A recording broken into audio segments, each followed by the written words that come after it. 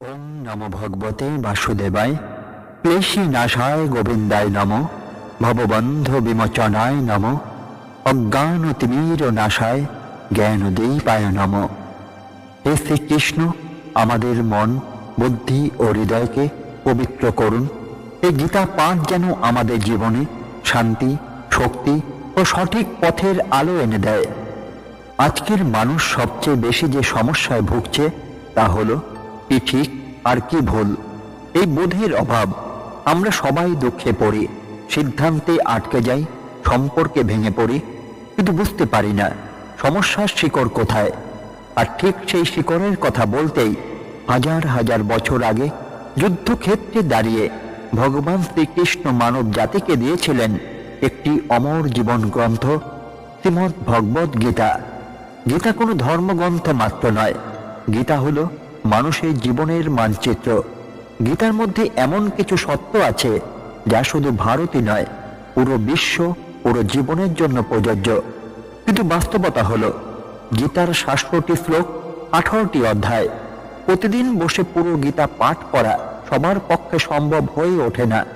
ঠিক সেই কারণেই প্রীতি ভালো কথা চ্যানেলের এই ছোট্ট প্রয়াস, প্রতিদিন গীতার একটি করে শ্লোক সম্পূর্ণ বাংলায় সহজ ভাষায় জীবনের বাস্তবতার আলোকে ব্যাখ্যা, যাতে গীতা শুধু বইয়ের পাতায় না থেকে আপনার জীবনের সঙ্গী হয়ে ওঠে।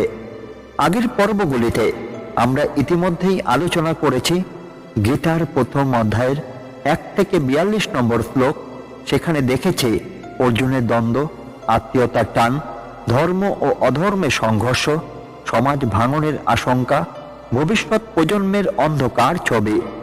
আর আজ আমরা এসে দাঁড়িয়েছি একটি অত্যন্ত ভয়ঙ্কর অথচ বাস্তব শ্লোকের সামনে।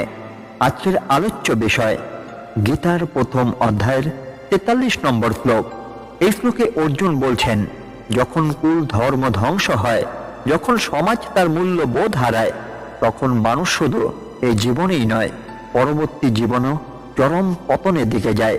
এটি শুধু যুদ্ধক্ষেত্রের কথাই নয়, এটি আজকে সমাজের কথাও। আজ আমরা নিজের চোখের সামনেই দেখছি মূল্যবোধ ভাঙছে, সম্পর্ক ভেঙে যাচ্ছে, ধর্ম মানে হয়ে উঠছে সুবিধা, আর মানুষ হারিয়ে ফেলছে নিজের দায়িত্ববোধ।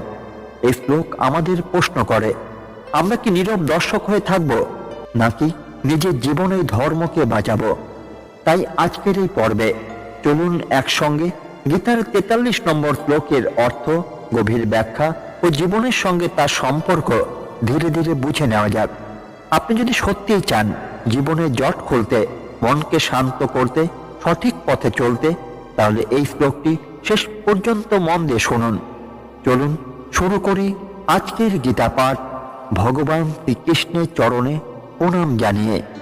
উৎসন্ন কুল ধর্মানাং মনুষ্যানাং জনার্দন নরকে নিয়তং বশ ভবতীত্তনো সুশ্রম। অর্জুন বলছেন, হে জনার্দন, যেসব মানুষের কুল ধর্ম সম্পূর্ণভাবে ধ্বংস হয়ে যায়, তাদের জন্য নিশ্চিতভাবে নরকে বাস করতে হয়। এ কথা আমরা গুরুজনদের কাছ থেকে শুনে এসেছি। এই শ্লোকটি শুধু যুদ্ধক্ষেত্রের কথাই নয়, এটি মানুষের নৈতিক পতন, পারিবারিক ভাঙন এবং সমাজের আত্মিক মৃত্যুর ঘোষণা। অর্জুন এখানে যোদ্ধা নন, তিনি একজন চিন্তিত মানুষ, যিনি ভবিষ্যৎ প্রজন্মের দিকে তাকিয়ে কাঁপছেন। তিনি বুঝতে পারছেন, যদি এই যুদ্ধ হয় তবে শুধু শরীরে নয়, ভেঙে পড়বে পরিবার, সংস্কার, শ্রদ্ধা, স্মৃতি এবং আত্মার উত্তরাধিকার। কুল ধর্ম বলতে কি বোঝানো হয়েছে? কুল ধর্ম মানে শুধু জাত বা বংশই নয়, কুল ধর্ম মানে বাবা মায়ের প্রতি দায়িত্ব, গুরু ও প্রবীণদের প্রতি শ্রদ্ধা, সন্তানকে নৈতিক শিক্ষা, সমাজের প্রতি কর্তব্য, ধর্ম সংস্কার ও আত্মসংযম। অর্জুন বুঝেছেন, যখন যুদ্ধের লোভে মানুষ এসব ভেঙে দেয়, তখন মানুষ শুধু জীবিতই থাকে, মানুষ থাকে না। নরকে বাস আক্ষরিক নাকি প্রতীকী? অর্জুন বলছেন নরক, কিন্তু এখানে নরক শুধু মৃত্যুর পরে জায়গায় নয়। নরক মানে ভাঙা পরিবার, মূল্যবোধহীন সমাজ, একাকিত্বে ভরা জীবন, অপরাধ বোধ করা হৃদয়, সম্পর্কহীন সফলতা। আজকের যুগে অনেক মানুষ বেঁচে আছেন, কিন্তু প্রতিদিন নরকে বাস করছেন। কেন অর্জুন এত ভীত? কারণ তিনি জানেন যুদ্ধ জিতে রাজ্য পাওয়া যায়, কিন্তু ভাঙা ধর্ম কখনো জোড়া লাগে না। তিনি ভাবছেন, আজ যদি গুরু মারা যায়, আগামীকাল সন্তান কাকে দেখে শিখবে? আজ যদি পিতা না থাকে, আগামীকাল সন্তান কার আদর্শ নেবে? এই শ্লোক আমাদের আজ কি শেখায়? আজকে সমাজে পরিবার ভাঙছে, শ্রদ্ধা হারাচ্ছে, সম্পর্ক সাথে বাধা, সন্তান প্রযুক্তিতে বড় হচ্ছে, মূল্যবোধে নয়। অর্জুনের এই শ্লোক যেন আজকের পৃথিবীর জন্য লেখা। এখান থেকে কৃষ্ণের শিক্ষার প্রয়োজন শুরু। এই শ্লোক পর্যন্ত গীতা হলো মানুষের দুর্বলতার ভাষা, এরপর থেকে শুরু হবে কৃষ্ণের জ্ঞানের ভাষা। এই জন্য এই শ্লোকটি অত্যন্ত গুরুত্বপূর্ণ। ধর্ম ভাঙলে মানুষ নিজেই নিজে নরক তৈরি করে। মানুষ ভাবে নরক বুঝি মৃত্যুর পর, কিন্তু শ্রীকৃষ্ণ বোঝান ধর্ম ভাঙলেই নরক শুরু হয়। যেদিন তুমি সুবিধার জন্য সত্য ত্যাগ করো, যেদিন তুমি স্বার্থের জন্য সম্পর্ক ভাঙো, যেদিন তুমি বড়দের অবজ্ঞা করো, সেদিন থেকেই নরক তোমার ঘরের ভেতর ঢুকে পড়ে। সন্তানের ভবিষ্যৎ ধ্বংস হয় বাবা মায়ের আজকের সিদ্ধান্তে। অর্জুন জানতেন, আজ যদি ভুল সিদ্ধান্ত নেওয়া হয়, আগামী প্রজন্ম তার মূল্য দেবে। আজ তুমি যদি বলো সবাই যেমন করছে আমিও তেমন করছি, তাহলে মনে রেখো তোমার সন্তানও একদিন বলবে সবাই যেমন করছে আমিও তো তেমনই করছি। সমাজ তখনই নরকে যায় যখন কেউ দায়িত্ব নিতে চায় না। সবাই বলে সরকার দোষী, সমাজ দোষী, সময় খারাপ, কিন্তু কেউই বলে না আমি কি করছে। অর্জুন নিজের দায়িত্ব থেকে পালাতে চাননি, তাই তিনি প্রশ্ন তুলেছিলেন, ধর্ম মানে নিয়ম নয়, দায়িত্ব। ধর্ম মানে মন্দিরে যাওয়া নয়, পূজা করা নয়, শ্লোক মুখস্থ করা নয়। ধর্ম মানে বাবা হিসেবে দায়িত্ব, সন্তান হিসেবে কর্তব্য, মানুষ হিসেবে মানবিকতা। এগুলো ভাঙলেই সমাজ নরকে যায়। যে সমাজ গুরুদের হত্যা করে, সেই সমাজ কখনো আলোর পথে যায় না। অর্জুন কাঁপছিলেন, কারণ তিনি জানতেন যে সমাজ তার গুরুদের হত্যা করে, সে সমাজ নিজের ভবিষ্যৎ নিজেই হত্যা করে। আজ আমরা যখন প্রবীণদের কথা শুনি না, তখন আমরাও সেই পথেই হাঁটছি। যে মানুষ পরিণতি না ভেবে সিদ্ধান্ত নেয়, সে নিজের জীবনকেই নরক ডেকে আনে। অর্জুন জানতেন, সব সিদ্ধান্ত এখনকার সুবিধার জন্য নয়, কিছু সিদ্ধান্তের ফল ভোগ করতে হয় বহু বছর পরে। আজ মানুষ বলে এখন তো কিছুই হচ্ছে না, কিন্তু গীতা বলে সব পাপ সঙ্গে সঙ্গে শাস্তি দেয় না, কিছু পাপ ধীরে ধীরে জীবন পুড়িয়ে দেয়। যে মানুষ পরিণতি না ভেবে কাজ করে, তার জীবন একদিন এমন জায়গায় দাঁড়ায় যেখান থেকে ফেরার রাস্তা থাকে না। ধর্ম হারালে মানুষ নিজের পরিচয় হারায়। ধর্ম শুধু আচারই নয়, ধর্ম হলো মানুষের পরিচয়। যখন ধর্ম ভেঙে যায়, ছেলে আর বাবাকে সম্মান করে না, গুরু আর পথ দেখান না, সম্পর্ক আর পবিত্র থাকে না, তখন মানুষ প্রশ্ন করে আমি কে? অর্জুন বুঝেছিলেন এই যুদ্ধ মানুষকে শুধু হত্যাই করবে না, মানুষকে পরিচয়হীন করে তুলবে। সমাজের সবচেয়ে বড় শাস্তি হলো লজ্জাহীনতা। নরক মানে আগুন নয়, নরক মানে লজ্জা না থাকা। যেদিন মানুষ অন্যায় করে লজ্জা পায় না, যেদিন সম্পর্ক ভেঙে ফেলে অনুতাপ থাকে না, যেদিন গুরুজনের অপমানের বিবেক কাঁপে না, সেদিন সমাজ আগেই নরকে পৌঁছে গেছে। অর্জুন সেই ভয়টাই দেখেছিলেন। গুরুদের শিক্ষা উপেক্ষা করলে ইতিহাস নিজেকে পুনরাবৃত্তি করে। অর্জুন বলছেন, আমরা শুনে এসেছি, অর্থাৎ পূর্বপুরুষেরা আগেই সাবধান করেছিলেন, কিন্তু ইতিহাসে সবচেয়ে বড় দুঃখ, মানুষ ইতিহাস পড়ে কিন্তু শেখে না।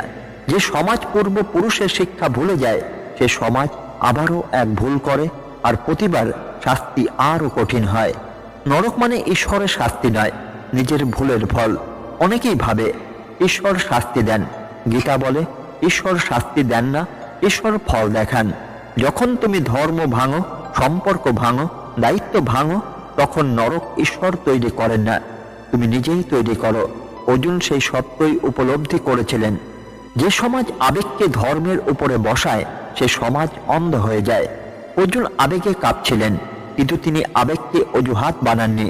আজকের মানুষ বলে মন মানছে না, ভালো লাগছে না, আমার অনুভূতি আহত হয়েছে। কিন্তু গীতা বলে অনুভূতি পথ দেখায় না, ধর্মই পথ দেখায়। যে সমাজ অনুভূতিকে ধর্মের উপরে বসায়, সে সমাজ সিদ্ধান্ত নেয় চোখ বন্ধ করে। নীরব দর্শকও পাপের অংশীদার। অনেকেই ভাবে আমি তো কিচ্ছু করিনি, কিন্তু অন্যায় দেখে চুপ থাকাও অন্যায়ের সঙ্গে থাকা। অর্জুন এই ভয়টাই বুঝেছিলেন। যদি তিনি এখন চুপ থাকেন তাহলে ভবিষ্যৎ প্রজন্মের পাপের বোঝাও তার ঘাড়ে পড়বে। গীতা শেখায় নীরবতাও কখনো কখনো অপরাধ।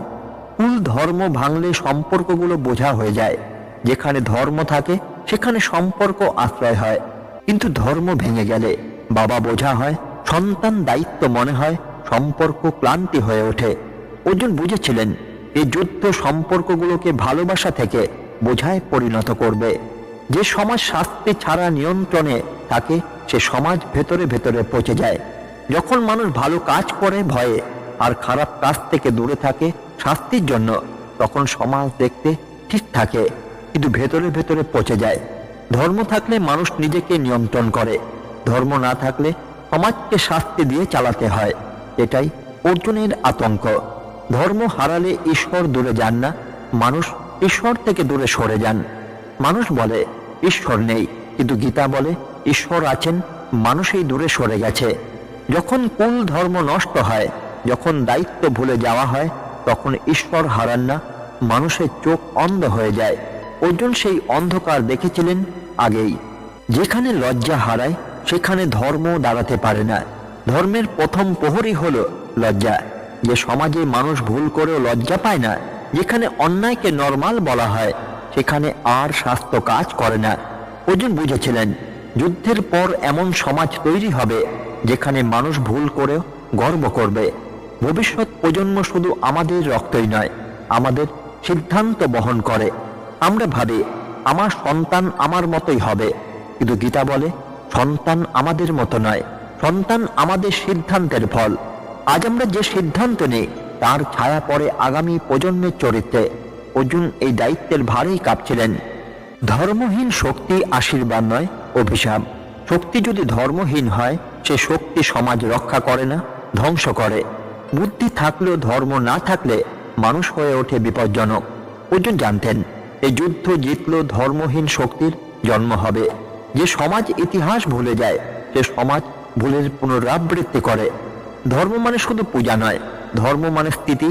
যে সমাজ পূর্বপুরুষের পথ ভুলে যায় সে সমাজ আবার একই অন্ধকারে পড়ে।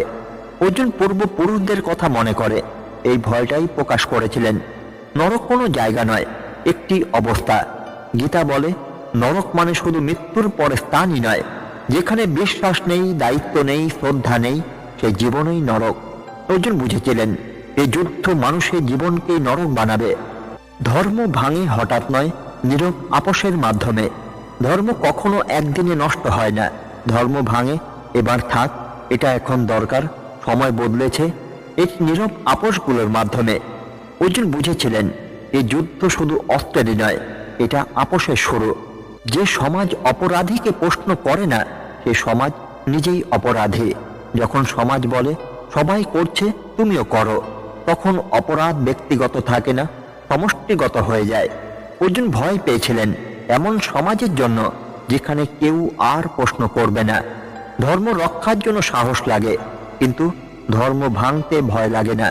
অন্যায়ের বিরুদ্ধে দাঁড়াতে সাহস লাগে, কিন্তু অন্যায়ের সঙ্গে ভেসে যেতে ভয়ও লাগে না, কষ্টও লাগে না। অর্জুন বুঝেছিলেন এই যুদ্ধ মানুষকে সাহসী করবে না, মানুষকে অভ্যস্ত করে তুলবে অন্যায়ে। যেখানে সম্পর্ক শুধু স্বার্থে বাধা সেখানে সমাজ বেশি দিন টেকে না।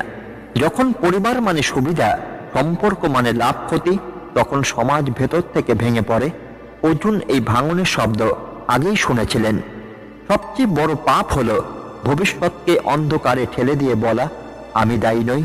গীতা এখানে আমাদের জিজ্ঞাসা করে তুমি কি শুধু আজকের কথাই ভাবছ নাকি আগামীর দায়িত্ব নিচ্ছ?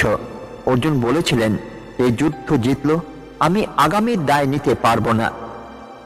আজকের এই শ্লোক আমাদের শুধু শোনায়নি, আমাদের সামনে আয়নার মতো দাঁড় করিয়েছে।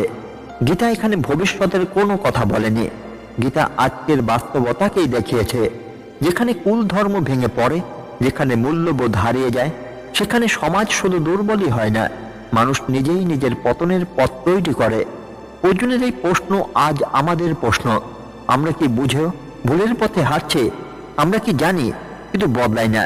আমরা কি ভবিষ্যৎ প্রজন্মের জন্য শুধু সুবিধায় রেখে যাচ্ছে নাকি দায়িত্ব রেখে যাচ্ছে?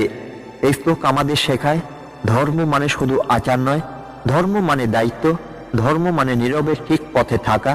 যখন চারপাশ ভুলের দিকে যায়, আর যদি আমরা নিজের জীবনেই ধর্মকে বাঁচাতে না পারি, তাহলে সমাজকে দোষ দিয়ে লাভ নেই। কারণ সমাজ গড়ে ওঠে আমার আপনার মতো মানুষের হাত ধরেই। প্রীতি ভালো কথা চ্যানেলে আমরা গীতা পাঠ করি কথা বলার জন্যই নয়, নিজেদের বদলানোর জন্য।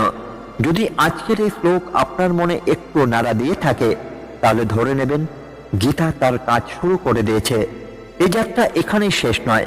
পরবর্তী পর্বে আমরা আবার ফিরে আসব গীতার আরও এক গভীর শ্লোক নিয়ে, আরও এক জীবন বদলে দেওয়া সত্য নিয়ে। ততদিন পর্যন্ত নিজের কাজে, কথায় ও সিদ্ধান্তে ধর্মকে বাঁচিয়ে রাখুন। আজকের মতো গীতা পাঠ এই পর্যন্তই। ধন্যবাদ। জয় শ্রীকৃষ্ণ। রাধে রাধে।